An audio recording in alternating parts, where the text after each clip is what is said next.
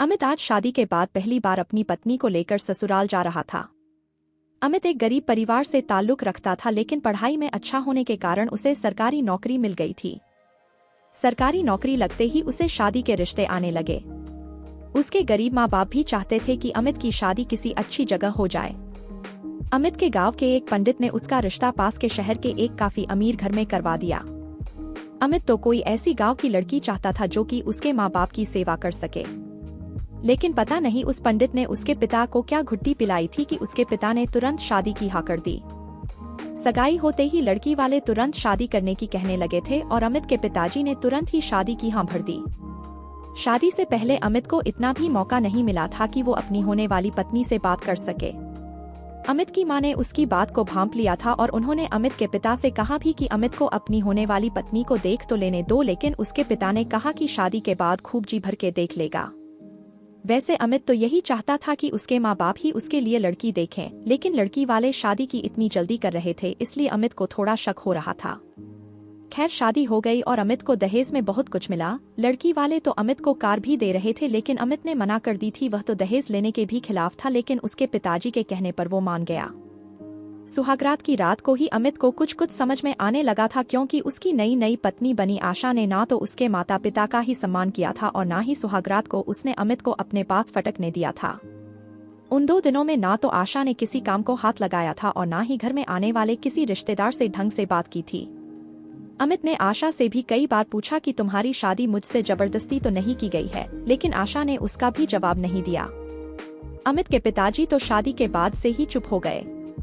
अमित की मां आशा की सारी हरकतें देख रही थी, लेकिन उसको समझाने की जगह उन्होंने अमित को समझाया कि नई नई शादी हुई है, कुछ दिनों में ही आशा समझ जाएगी। अमित को अब कुछ समझ नहीं आ रहा था। तीसरे दिन अमित अपनी मां और पिताजी के कहने पर एक रस्म के अनुसार आशा को छोड़ने ससुराल चल दिया। अमित और आशा ट्रेन से उतरकर पैदल ही चल दिए। अमित का ससुराल रेलवे स्टेशन से पास ही था। रास्ते में भी आशा ने अमित से कोई बात नहीं की, केवल अमित की बात का सिर हिलाकर ही जवाब दिया था। रास्ते में आशा अमित से आगे चलने लगी। अमित ने देखा कि 2 लड़के बाइक पर उनकी तरफ आ रहे थे। वो आशा को देखकर रुक गए और आशा भी उनको देखकर काफी खुश हुई। अमित ने इतने दिनों में आशा को पहली बार खुश होते हुए देखा था। अमित जब तक आशा के पास पहुंचा तब तक वो दोनों लड़के उसकी तरफ देखते हुए चले गए। आशा के चेहरे पर असीम खुशी झलक रही थी। अमित के पास आने पर आशा ने भी अमित को उन लड़कों के बारे में नहीं बताया और अमित ने भी नहीं पूछा। अमित अपने ससुराल पहुंचा। वहां पर सब लोग केवल आशा को देखकर खुश हुए और अमित की तरफ किसी ने ध्यान भी नहीं दिया। आशा की मां आशा को लेकर अंदर चली गई और अमित बाहर बरामदे में ही खड़ा रहा। अंदर से उसके ससुर और दोनों साले बाहर आए। अमित के ससुर ने पास ही रखी कुर्सी की तरफ इशारा किया और बोले, रे खड़े क्यों हो, बैठ जाओ। अमित चुपचाप बैठ गया। अमित के ससुर की आवाज में अहंकार और घमंड साफ झलक रहा था। अमित को वहां का माहौल कुछ ठीक नहीं लग रहा था। अमित के सालों ने तो अमित की तरफ ध्यान भी नहीं दिया था। शाम होने को थी और अंधेरा धीरे धीरे बढ़ रहा था। अमित को फर्स्ट फ्लोर के एक कमरे में ठहरा दिया। अमित थोड़ा लेट गया और उसकी आंख लग गई। नीचे से शोर सुनकर अमित की आंख खुली तो उसने देखा कि अंधेरा हो चुका था और 9 बज चुके थे। अमित खड़ा हुआ और उसने मुंह धोया। उसको आश्चर्य हो रहा था कि किसी ने उससे चाय तक की नहीं पूछी थी। अमित उसे अपना वहम समझकर भूलने की कोशिश कर रहा था, लेकिन दिमाग तो उसके पास भी था, इसलिए वह अपने ही विचारों में खोया हुआ था। अब नीचे से जोर जोर से हंसने की आवाज आ रही थी। अमित के ससुर शायद किसी से बात कर रहे थे। अमित ने नीचे झांका तो पाया कि उसके ससुर और 2-3 लोग बरामदे में महफिल लगाए शराब पी रहे थे। अमित का ससुर बहुत पी चुका था, वो अब होश में नहीं थे। देखा मेरी अक्ल का कमाल, मैंने अपनी बिगड़ी बेटी का विवाह कैसे एक गरीब लड़के से करा दिया, वरना आप लोग तो कह रहे थे कि इस बिगड़ी लड़की से कौन शादी करेगा। इतना कहकर वो जोर से हंसे और बाकी बैठे दोनों लोगों ने भी उनका साथ दिया और उन दोनों ने भी इनकी इस बात का समर्थन किया। अमित के पैरों के नीचे से जैसे जमीन निकल गई और वो जड़वत हो गया। तभी अमित की सास आई और उसके ससुर के कान में कुछ बोली, जिसको सुनकर वो तुरंत अंदर गए।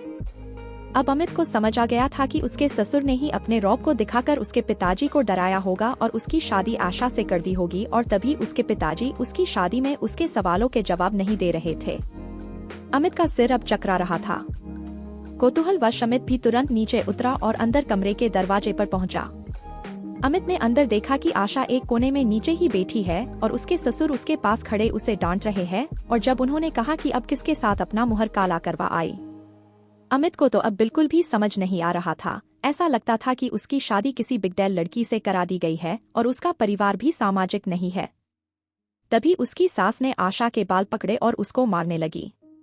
आशा बिल्कुल चुप थी और वो अपनी पिटाई का भी बिल्कुल विरोध नहीं कर रही थी। आशा की माँ उसे रोते हुए मारे जा रही थी। तभी पता नहीं अमित को क्या सुझाव अंदर पहुंचा और अपनी सास से आशा को मारने को मना किया।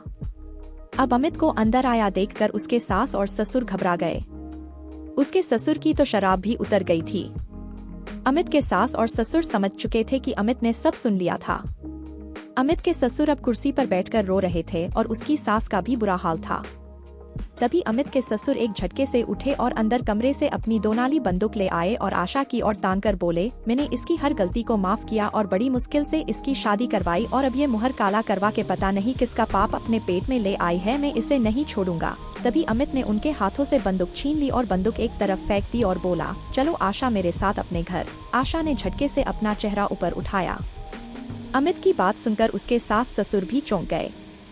अमित के ससुर बोले, अमित तुम आशा की इतनी बड़ी गलती के बावजूद भी उसे अपने साथ घर ले जाना चाहते हो? अमित बोला, आप सब लोगों के लाड प्यार की गलती आशा ही क्यों भुगते, इसमें इसकी क्या गलती है? गलती तो आपके परिवार की है जो ऐसे काम को अपनी शान समझते हैं और उसको छुपाने के लिए मुझ जैसे लड़के से उसकी शादी करवा देते हो। अमित थोड़ी देर रुका और फिर बोला, और आशा की यही सजा है कि उसे मेरे साथ मेरी पत्नी बनकर रहना पड़ेगा। ये सुनकर उसके ससुर ने उसके पैर पकड़ लिए, लेकिन अमित ने उन्हें उठाया और आशा को पकड़कर घर से बाहर निकल गया और आशा तो अमित के पीछे पीछे हो ली। उसे तो अमित अब किसी देवता से कम नहीं लग रहा था। अमित के ससुर तो हाथ जोड़े खड़े थे और भगवान को धन्यवाद दे रहे थे कि उन्हें ऐसा दामाद मिला था।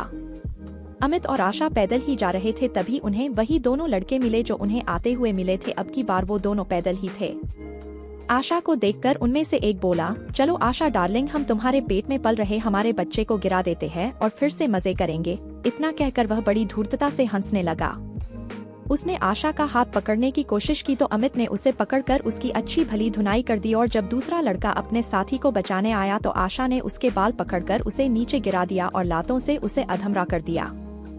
दोनों पिट्टा देख भाग खड़े हुए। आशा का साथ देना अमित को अच्छा लगा था। अमित ने आशा का हाथ पकड़ा और रेलवे स्टेशन की तरफ चल पड़ा। घर पहुंचकर अमित ने अपने माँ और पिताजी को कुछ नहीं बताया।